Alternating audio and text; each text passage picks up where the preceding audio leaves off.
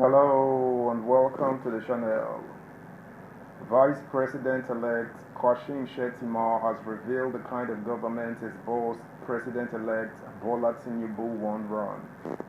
Recall that news emerged last week of Tinubu meeting with the presidential candidate of the new Nigeria People's Party (NNPP), Kwakwanso in Paris, France, and the talks were centered on the former Kano state governor included in Tinubu's cabinet as he looks to run a government of national unity.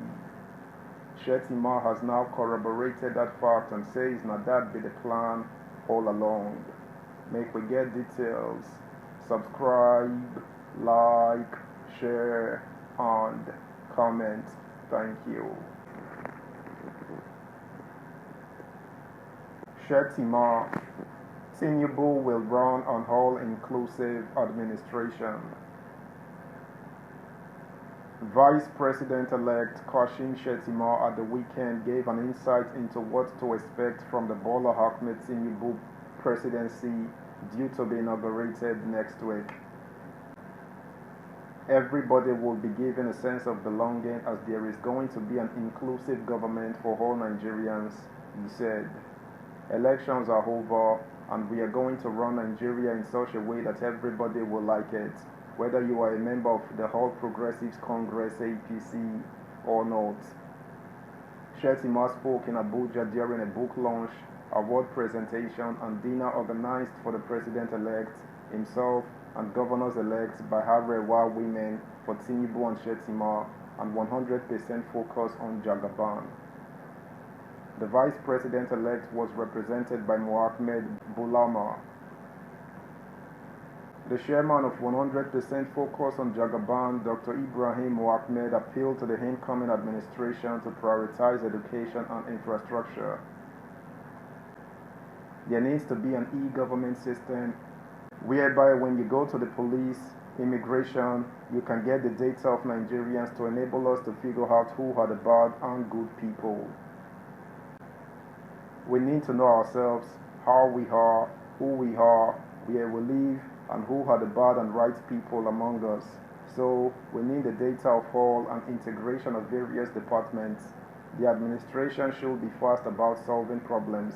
That will give the people confidence in the government. The people that are representing them should know how to talk to people publicly. That is our expectation. We must remain as one despite our differences, he said. Minister of Women Affairs, Mrs. Pauline Tallen, said under Tinubu's administration, women will take the lead, while noting that women have set the pace already by organizing an elaborate victory celebration for Tinubu. She called on Nigerians to unite and pray for the success of his administration.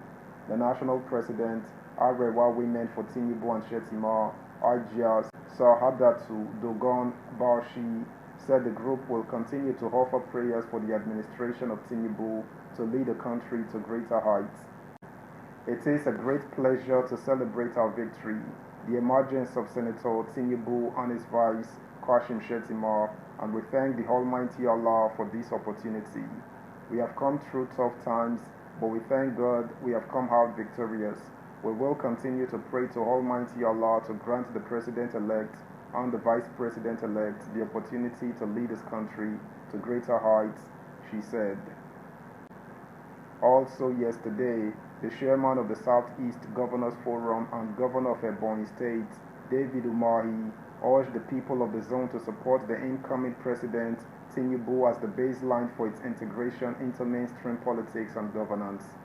Umahi made the call during a thanksgiving and dedication of certificates of return for elected public officers on the platform of the ruling party in the state. The church service was held at the Christian Ecumenical Center, Abakaliki. Umahi appealed to those who are different interest in the elections to put behind them the outcomes and embrace the will of God in the affairs of the nation. He said, the Southeast people, the elections have come and gone. If it has pleased God that the president-elect will not be, he wouldn't have given him victory. But he has given him victory, so I tell our people, it is time to begin to do things to respect God. It is time for the Igbos to support the government in power It is time for the Igbos to stop attacking the government in power. The governor appealed to Nigerians to close ranks with the incoming administration at the center in order to rebuild the nation for peace and economic stability. The elections have come and gone. It is time to rebuild our nation. Before the election, I told you that Tinubu will win, and now he has won. Whom God has given victory, no man can stop. While appreciating God for the grace of the mammoth accomplishments of his administration in the state, Umahi thanked Ebonians for their support of his administration. Every leader comes with his own God's anointing. My attitude this afternoon is the attitude of David in the Bible, the attitude of thanksgiving. I remain eternally grateful to God for what he has done for us in Ebonyi. The office of the governor is very challenging.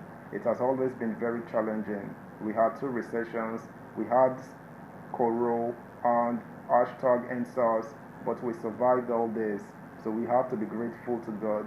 The governor also counseled leaders to de-emphasize gossip in their affairs in order not to be led astray. Umahi announced the outlawing of scrap businesses and markets in the state due to the unwholesome activities of marketers. Subscribe, like, share, comment, and please turn the notification bell on. Thank you. While clarifying that it has become a grievous offense to trade in scrap materials in any part of the state, Umahi charged development center workers to evolve ways to clean up their centers to make them serene for work. Earlier in the sermon, the chairman of the Christian Association of Nigeria Southeast Zone, Reverend Father Abraham Nwali, enjoined the incoming administration to prioritize health. He said no meaningful development can take place without affordable health care delivery.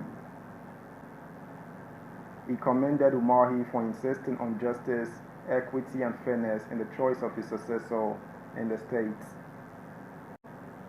Meanwhile, President-elect Asiwaju Bola Tinubu returned to the country on Saturday after a 10-day trip to Europe ahead of his inauguration on May 29. Tinubu had on May 10 left the country just 2 weeks after he returned to the country from a 3-country tour which saw him visiting London, Saudi Arabia, and Paris. He was received at the Nnamdi Azikiwe International Airport, Abuja, by Senate President Ahmad Lawan, House Deputy Speaker Idris Wase, Kano Governor Abdullahi Ganduje, and a host of others. That's the news, guys. Thanks for listening. Until next time, bye.